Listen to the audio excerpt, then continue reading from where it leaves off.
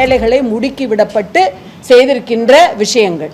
இவை அனைத்தையும் புறம் தள்ளிவிட்டு நாங்கள் எங்களுடைய உறுப்பினரை நீங்கள் தேர்ந்தெடுத்தால் இதனை செய்வோம் என்று சொல்லுவது அப்பட்டமான ஒரு பிளாக்மெயிலுக்கு ஈடாகும் என்று நாங்கள் சொல்லுகின்றோம். அப்படி என்றால் இங்கே முறையாக தேர்ந்தெடுக்கப்பட்ட எங்களுடைய மாநிலத்தினுடைய முதலமைச்சர் இத்தனை விஷயங்களை செய்திருக்கின்றார்.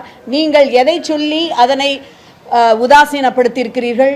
நவம்பர் 18, 2025 மத்திய அரசு மதுரை மற்றும் கோயம்புத்தூர் டிபிஆர்களை 2011 மக்கள் தொகை கணக்கெடுப்பு அடிப்படையில் 20 லட்சம் அளவை எட்டவில்லை என்று கூறி திருப்பி அனுப்புகின்றது. எங்களுக்கு திருப்பி அனுப்புகிறீர்கள். ஆனால் ஆக்ரா மெட்ரோ மக்கள் தொகை 15.8 லட்சம், பாட்னா மெட்ரோ 16.8 லட்சம், போபால் மெட்ரோ 17.9 லட்சம், இத்தனைக்கும் அனுமதி கொடுத்து கட்டுமான பணிகளை தொடங்குகிறீர்கள். இது அந்த வட இந்திய நகரங்களுக்கான உங்களுடைய ஒப்புதல். ஆனால் தமிழ்நாடு மதுரை என்று வரும்பொழுது 15.6 லட்சத்தை நீங்கள் நிராகரிக்கிறீர்கள்.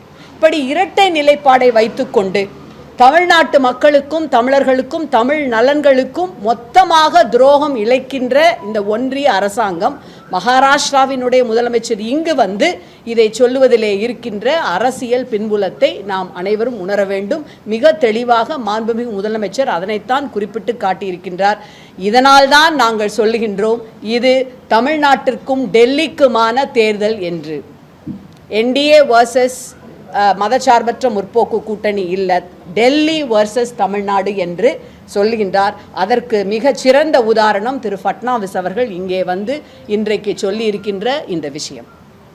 மேடம், நம்ம எப்பவுமே டெல்லி வெர்சஸ் தமிழ்நாட்டிலே சொல்லிட்டு இருக்கிறோம். எதிர்கட்சியாக இருந்தாலும் அதிமுக திராவிட கட்சி அண்ணா கொள்கையில உள்வாங்கின ஒரு கட்சியா இருக்குது. தொடர்ச்சியா நம்ம டெல்லி வெர்சஸ் இப்படி சொல்லிட்டு இருக்கிறதுனால நம்ம நிறைய புறந்தள்ள வேண்டியது இருக்குதோ, திராவிடத்தை புறந்தள்ளுறோமோ? ஒரு நிமிஷம். இப்போ மேடம் சொன்னாங்க இல்லைங்களா, ஃபட்னாவிஸ் இதை சொன்னார், இதனுடைய குறிப்புகள் எல்லாம் சொன்னாங்க இல்லைங்களா. இந்த ஃபட்னாவிஸ் அப்படின்றவர் துணை முதலமைச்சராக மகாராஷ்டிராவிலும் முதலமைச்சராக இருந்த காலகட்டத்தில் பார்த்தீங்கன்னா பல்லாயிரக்கணக்கான கோடி முதலீடுகள் மகாராஷ்டிராவுக்கு வரவிருந்தது. ஆனால் அதையெல்லாம் குஜராத்திற்கு அதை மாற்றிவிட்டார்கள். குறிப்பாக சொல்லணும் அப்படின்னா ஃபாக்ஸ்கான் என்ற ஒரு நிறுவனம், வோடோஃபோன் ஃபாக்ஸ்கான், 1,38,00,000 ரூபாய்க்கு அங்கே ஒரு நிறுவனம் வருவதாக இருந்தது. ஆனால் இவர் துணை முதலமைச்சராக இருந்த காலத்தில் அதை மாற்றி விட்டு அதை குஜராத்துக்கு எடுத்துகிட்டு போயிட்டாங்க. அதே போல் டாடா ஏர்பஸ் டிஃபென்ஸ் டீல் அப்படின்றது பல்லாயிரக்கணக்கான கோடிகள் முதலீட்டில் அங்கே வரவிருந்ததை அதையும் குஜராத்துக்கு மாற்றி விட்டாங்க. இதே போல் ஒரு மெடிக்கல் பார்க், அதாவது ஒரு மெடிசன் தயாரிக்கிற அந்த பிளான்ட் அப்படின்றது அது ஒரு பார்க் அப்படின்றது, ஒரு தொழிற்பூங்கா அப்படின்றது அமைக்கிறது, அதுவும் பல்லாயிரக்கணக்கான கோடி, சுமார் 2 லட்சம் கோடிக்கான முதலீடுகள் மகாராஷ்டிராவிற்கு வர இருந்ததை பிஜேபியின் அடிமையாக இருக்கும் ஒரே காரணத்திற்காக தேவேந்திர ஃபட்னாவிஸ் என்பவர் அதை வாய் பேசி மௌனமாக இருந்து குஜராத்திற்கு தாரை வார்த்திருக்கிறார். ஏன்னா பிரதமருடைய தொகுதி, அது மாநிலம் அப்படின்றதுனால அதை அங்கே அனுப்பியிருக்காரு. நீங்கள் கேட்குறீங்க இல்லைங்களா, நம்ம இப்போ திராவிடம் அப்படின்றதெல்லாம் நம்ம கைவிட வேண்டிய சூழ்நிலை இருக்கான்னு நீங்கள் கேட்குறீங்க இல்லையா. ஃபட்னாவிஸ் அப்படி ஆளுமையாக இங்கே மெட்ரோவை கொண்டு வருவோம், இங்கே எம்எல்ஏவை கொடுத்தா அப்படின்னா அவர் அங்கே துணை முதலமைச்சர் ஆக்கியிருக்கிறார்கள். அங்கே அவர்கள் ஆட்சி செய்து கொண்டிருக்கிறார்கள். ஆட்சி செய்து கொண்டிருக்கும் பொழுதே மகாராஷ்டிராவுக்கே ஒன்று கொண்டு வர முடியாத ஒருவர் இன்றைக்கி மதுரையில் ஏதோ நான் இதை மெட்ரோ ரயில் திட்டத்தை கொண்டு வந்துடுவேன் அப்படின்னு சொல்கிறாங்க. மதுரையிலேயே தான் அந்த எய்ம்ஸ் மருத்துவமனை எத்தனை வருடங்களாக இருக்கிறது, கிட்டத்தட்ட 10 ஆண்டு. அங்கே இப்போ எய்ம்ஸில் மாணவிகள் படிக்கிறாங்க. எங்கே தெரியுங்களா? ராமநாதபுரம் கவர்மெண்ட் ஹாஸ்பிட்டல், நம்மளுடைய தமிழ்நாட்டு மெடிக்கல் காலேஜில் படிச்சுட்டு இருக்காங்க. அவங்க அடுத்த வருடம் ஃபஸ்ட்டு பேட்ச் பாஸ் அவுட் ஆக போகுது.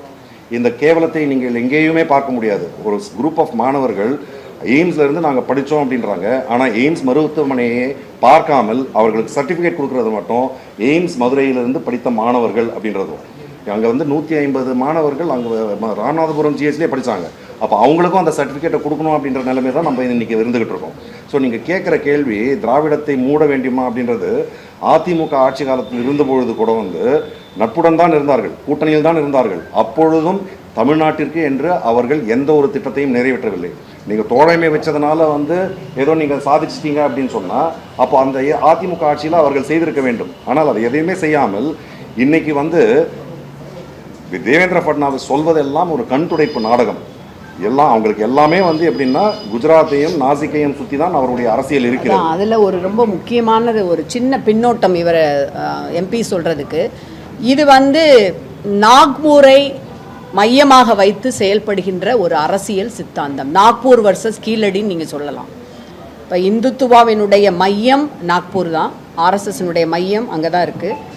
இந்துத்துவ அரசியலுடைய மையம் உருவாகின்ற நாக்பூர், அதிலே வந்து முழுக்க முழுக்க சமஸ்கிருதத்தை முன்வைத்து இந்தியா முழுக்க ஒரே நாடு ஒரே மொழி என்று கொண்டு வருகின்ற நம்முடைய பண்பாட்டை மறுதளிக்கின்ற, முக்கியமாக கீழடியை மறுதளிக்கின்ற ஒரு போக்கு அது.